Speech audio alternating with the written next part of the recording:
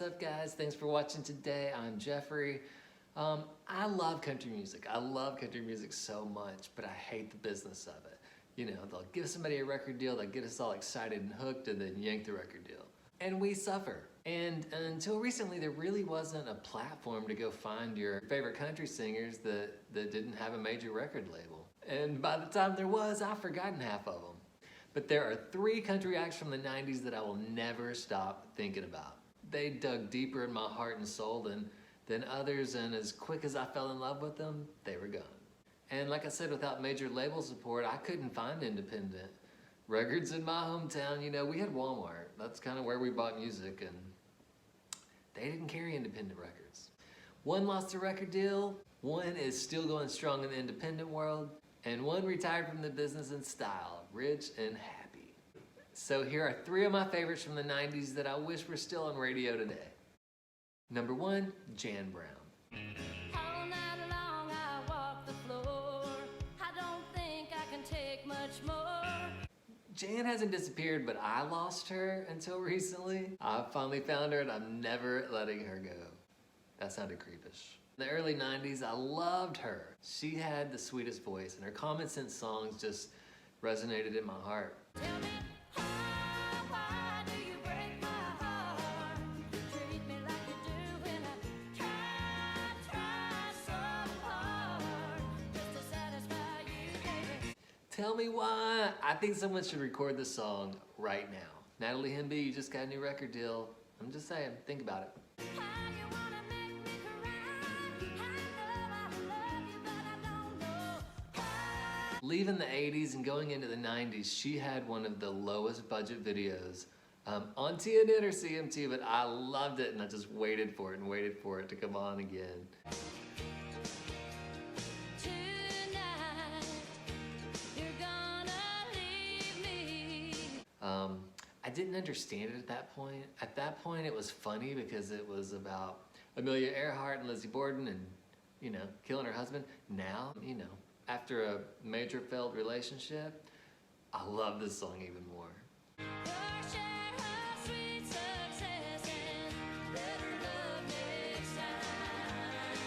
A better love next time. The video, Jann has new music and I'll put a link in the description below if you're interested. Number 2, Twister Alley. Oh my God, I was the biggest fan. I know people say that, but I was. I was devastated when they broke up. I even stuck with them when the lead singer Shelly bowed out and went home to be a family woman. They got a new lead singer. I think I even traveled to Walnut Ridge, Arkansas to see them with the new lead singer. The lead singer was good, but it wasn't Shelly. But I stayed loyal. So the original Twister Alley members were Shelly Morris, Steve Goins, Amy Hitt, Lance Blythe, Kevin King, and Randy Lloyd. I will always remember their names. It's so crazy. They released one album, but every song on that album was gold. Line dancing at that time was super hot, and Dance, their very first single, was playing in every club across America. Swing him around and dance, dance. Get out on the floor and dance. They were brave. They did that country rap thing that Karen Brooks originated a few years earlier.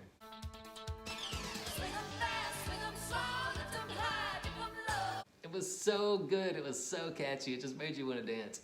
And I don't dance. And Twister Alley was recording the video for Nothing in Common But Love.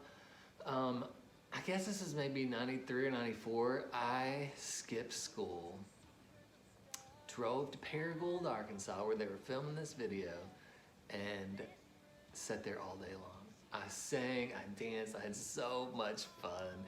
Amy Hitt, the guitar player, came down and stood beside me and did 4 or 5 shots with her standing right beside me, and she leaned over and said, "I'm sure you're gonna be in the video now." I went home, waited for the premiere on TNN, I was cut. Actually, there's like a little shot of my arm, but that's it. Nothing in common but love. But whatever. It was still one of the most fun things I had done at that point. So I'm putting this out into the world. I am the biggest Twister Alley fan, and I plan on doing a full video on Twister Alley. So if anybody out there knows them, please tell them to help my country music dreams come true.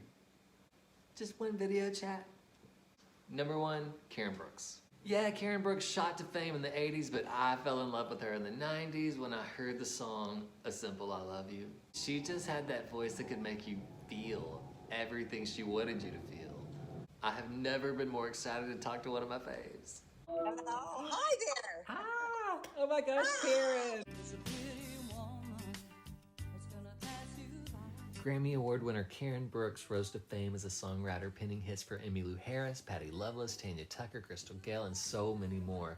Then she signed with Warner Brothers Records, had a #1 song with T.G. Shepherd, and then won me over with the song A Simple I Love You. My mama had her records and played them, and her voice was imprinted in my heart. I enjoyed you a lot. I wish my son could be here because he's become a fan now, you know. I want to go fun for 1 second. Okay. You accepted the award for the Academy of Country Music Award for New Female Vocalist in what I think could be the coolest, sexiest outfit. 18th Annual Academy of Country Music Awards. The new top female vocalist is Karen Brooks. It was just a tuxedo and spandex. Remember when spandex were big back then?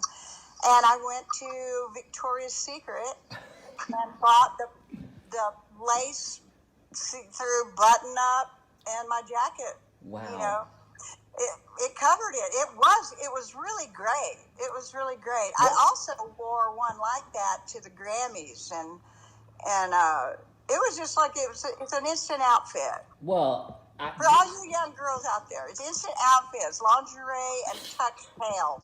That was a fun night for me. so you were credited as being the first female to ever rap on a country album. Is that crazy? First female to ever rap. When you haven't got a dime and you're down on your luck, you make the payments on your pickup truck. Rolling Stones praised you for it when they have not for other people after you that done it. Did you write that as a rap? Was that? I wrote that at the end of a song, at the end of that video song when I was doing the videos. We were just fading out, and I just started it because I had just heard my first rap song. Remember, baby, turn around, I wanna see your sexy body go boom, boom, boom. And I went just crazy for it. So, yeah, I wrote that. Who be washing and ironing your clothes? I did that right on the spot.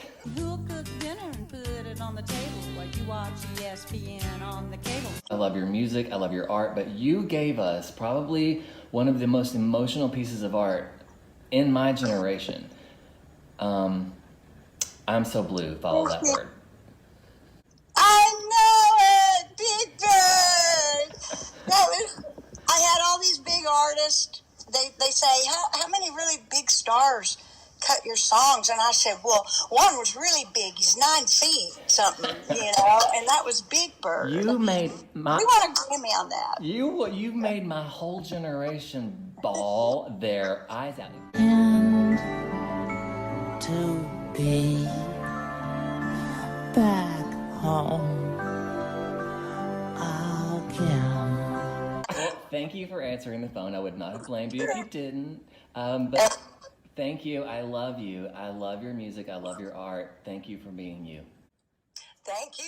I appreciate it so much. I can't wait to see it. Bye, Karen. Okay, bye. I wish I could turn on the radio and hear all of these artists every day. Thank God for iTunes and YouTube.